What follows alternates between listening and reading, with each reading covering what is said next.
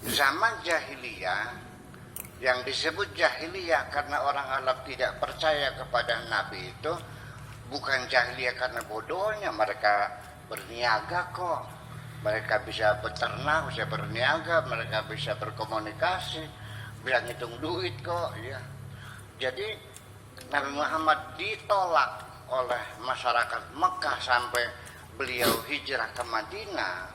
Itu persoalannya bukan karena Nabi Muhammad membawa agama baru. Suku Quraisy, orang Mekah itu adalah masyarakat yang sangat toleran terhadap agama apapun. Saya punya artefaknya, saya punya buktinya. Ka'bah itu, di sekitar Ka'bah itu ada 480 berhala dari berbagai macam agama. Sampai gambar Yesus juga ada di Ka'bah itu. Hanya saja bedanya ketika kota Mekah ditaklukkan, berhala-berhala dihancurkan. Ketika para sahabat masuk ke dalam Ka'bah, di situ ada gambar Nabi Isa diemban oleh Siti Maryam. Nah, oleh para sahabat gambar itu mau dihapus, oleh Nabi dilarang. Wahai sahabatku, gambar ini jangan dihapus, biarin aja. Gambar Nabi Isa lagi diemban sama ibunya Siti Maryam itu. Ini jangan dihapus, biarin aja. Nah, itulah semacam itu. Jadi masyarakat Mekah sangat toleransi terhadap agama-agama apa saja, silakan. Tapi Tuhan mereka duit, yang penting duit, yang penting uang, silakan. Naruh Tuhanmu di Ka'bah, Tuhan apapun silakan. Jadi yang mereka khawatirkan itu adalah bukan masalah agama. Yang mereka khawatirkan sampai mereka mau membunuh Nabi itu adalah kepentingan sebetulnya. Kepentingan mereka. Makanya di Al-Quran dikatakan sawa'un alaihim a'andartahum am lam tundirhum la yu'minun. Kau buktikan atau tidak kau buktikan, tetap mereka tidak akan percaya. Ya karena kepentingan persoalannya. Apa kepentingannya? Kalau terjadi negara persatuan, mereka akan kehilangan jabatan. Mereka akan kehilangan pengaruh. Itu yang mereka khawatirkan persoalannya. Nah, tetapi makanya kita harus kita pahami bahwa orang Mekah tidak mau menerima Nabi Muhammad, malah sampai mau dibunuh berulang-ulang sampai terusir ke Madinah. Itu bukan karena melihat agama baru, bukan.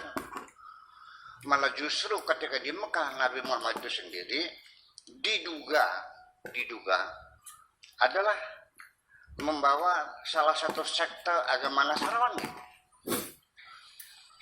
Karena bagaimanapun istrinya Khadijah. Dan ketika wahyu itu datang, dikonsultasikannya kepada seorang pendeta. Ini kan sejarah, dibaca ulang. Diduga Nabi Muhammad itu membawa sekte baru dalam agama Nasrani. Karena ketika dapat wahyu, diajak oleh Siti Khadijah menemani pamannya, siapa namanya? Waraqah bin Nawfal, itu pendeta Nasrani. Begitu. Nah, akhirnya setelah itu kita ketika membaca, kenapa tidak dijelaskan kenapa kepada Nasrani? Iya, jadi sehingga diduga membawa sekte yang baru, bukan membawa agama baru, bukan membuat sekte yang baru. Dan karena mereka khawatir akan kehilangan jabatannya dan kepentingannya. Itu persoalannya. Sampai sekarang juga, kalau kita kepentingan berbeda, bukti apapun tetap tidak akan bisa diterima kok, karena masalah kepentingan. Jadi bukan jahiliyah karena bodohnya tidak paham, bukan, tapi kepentingan mereka terusik, kan begitu persoalannya. Nah, tetapi ketika kota Mekah ditaklukkan dan mereka dalam keadaan ketakutan, mereka sudah diikat, sudah duduk di depan Nabi Muhammad, mereka yakin pasti dipancung leher mereka. Kata Nabi, tahukah kau apa yang akan aku putuskan kepadamu, wahai orang-orang Mekah, setelah Mekah ditaklukkan dan engkau sudah dirantai semuanya.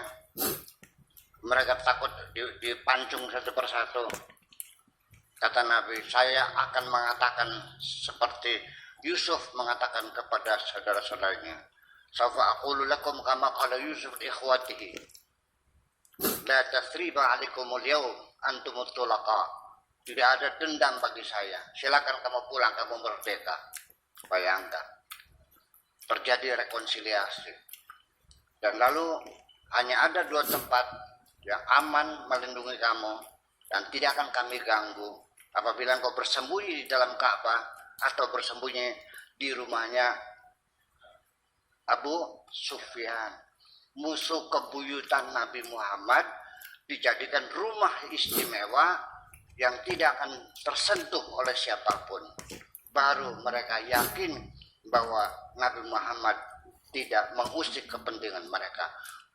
Baru mereka masuk Islam. Yadkhuluna fi dinillahi afwaja. Fasabbih bihamdi rabbika wastaghfirhu innahu kana tawwaba. Terima kasih.